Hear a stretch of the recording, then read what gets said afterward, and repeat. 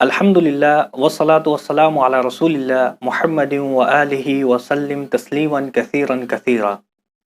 محترم مشاہدین الکرام، قرآن کریم اللہ رب العزت کی کتاب ہے اور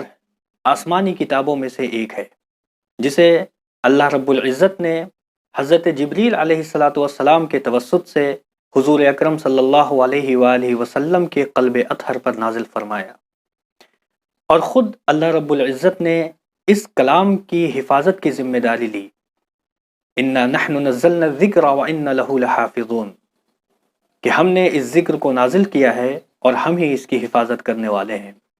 دوسری جگہ ارشاد فرمایا لَا يَأْتِيهِ الْبَاطِلُ مِن بَيْنِ يَدَيْهِ وَلَا مِن خَلْفِهِ، کہ یہ قرآن کریم، قرآن حکیم ایسی کتاب ہے جس کے نہ آگے سے اور نہ ہی پیچھے سے باطل داخل ہو سکتا ہے۔ ان سب کے باوجود امت مسلمہ کے دو عظیم گروہ یعنی شیعہ اور سنی کے درمیان جو اختلافات کا مدعا رہا ہے، ان مدوں میں سے ایک مدعا عقیدہ تحریف قرآن کا بھی ہے۔ ہم سب جانتے ہیں کہ ایک زمانے سے سنی حضرات کی جانب سے شیعہ حضرات کی طرف اس بات کی نسبت کی جاتی رہی ہے کہ شیعہ قرآن کو نہیں مانتے ہیں، یا شیعہ قرآن میں تحریف کے قائل ہیں، یا شیعہ 30 پاروں کو نہیں بلکہ 40 پاروں کو ماننے والے ہیں، یعنی ان کا عقیدہ ہے کہ قرآن کے 30 نہیں بلکہ 40 پارے تھے۔ اور اسی کو بنیاد بنا کر ایک زمانے سے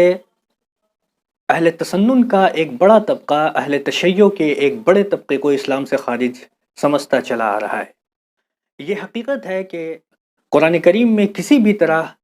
کی کمی یا زیادتی کا عقیدہ رکھنا یا اس میں تحریف کا قائل ہونا خود انسان کو دائرہ اسلام سے خارج کر دیتا ہے، اس انسان کو مرتد کر دیتا ہے۔ آج کی اس مختصر سی ویڈیو میں ہم یہ جاننے کی کوشش کریں گے کہ کیا اہل تشیع واقعی قرآن کریم کے اندر تحریف کے قائل ہیں؟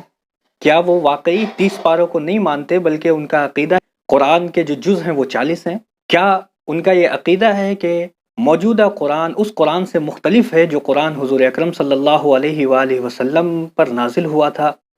ان ساری باتوں کا جائزہ آج ہم خود شیعہ علماء کی کتابوں سے لیں گے،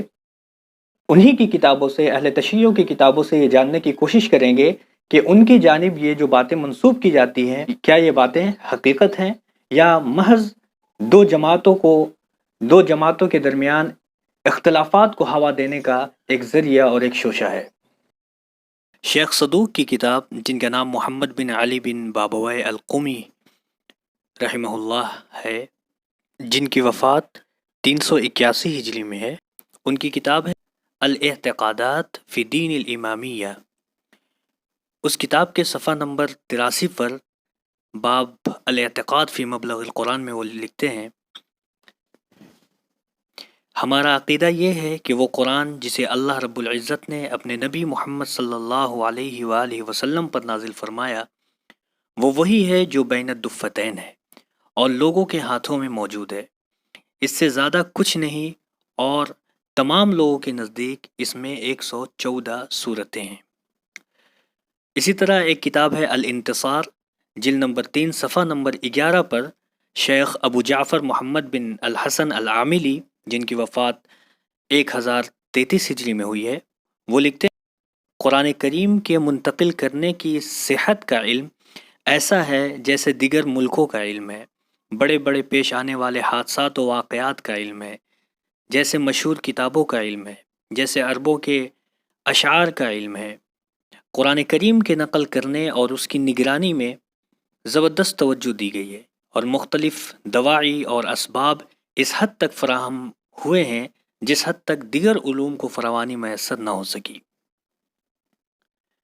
اسی طرح شیخ جعفر سبحانی مدظ اللہ العالی، جو ابھی بقید حیات ہیں، انہوں نے اپنی کتاب العقیدۃ الاسلامیہ علی ضوء مدرسۃ اہل البیت کے صفحہ نمبر 172 پر شیخ حسن بن یوسف بن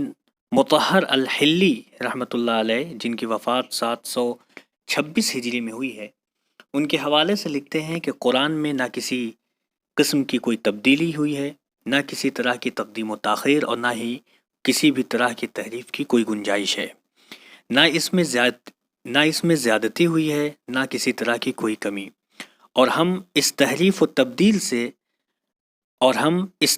تبدیل جیسے عقائد سے اللہ کی پناہ مانگتے ہیں، اس لیے کہ اس طرح کے عقائد معجزات نبی صلی اللہ علیہ وآلہ وسلم میں شک و وہن پیدا کرتے ہیں، جو معجزہ تواتر کے ساتھ ہم تک منقول ہوتا چلا آیا ہے۔ اسی طرح شیخ جعفر کاشف الغطاء وہ اپنی کتاب اصل الشیعہ و اصولها میں صفحہ نمبر 22 میں وہ لکھتے ہیں کہ موجودہ قرآن جو آج مسلمانوں کے ہاتھوں میں ہے، یہ وہی کتاب ہے جسے اللہ رب العزت نے اپنے نبی صلی اللہ علیہ وآلہ وسلم پر برائے اعجاز اور تحدی کے نازل فرمایا تھا۔ اس میں نہ کوئی کمی واقع ہوئی ہے اور نہ ہی زیادتی، اور نہ کوئی تحریف اس میں واقع ہوئی ہے، اور اسی پر تمام لوگوں کا اجماع ہے، اور جو بھی اس میں کمی یا زیادتی یا کسی طرح کی تحریف کا قائل ہوگا وہ مخطی ہوگا، جس پر قرآن کریم کی یہ آیت اِنَّا نَحْنُ نَزَّلْنَا الذِّكْرَ وَإِنَّا لَهُ لَحَافِظُونَ کا انکار وارد ہوتا ہے۔ اور اسی مفہوم کی بات شیخ شرف الدین نے اپنی کتاب الفصول المہمہ فی تالیف الامہ میں صفحہ نمبر 175 پر لکھی ہے، اور اس کے علاوہ شیخ عبد الحسین نور الدین العاملی نے اپنی کتاب و حیات محمد صلی اللہ علیہ وآلہ وسلم کے صفحہ نمبر 22 پر لکھی ہے۔ اسی طرح شیخ الطباطبائی جو مشہور مفسر ہیں، فقیہ ہیں، انہوں نے اپنی تفسیر میزان کے جلد نمبر 12 صفحہ نمبر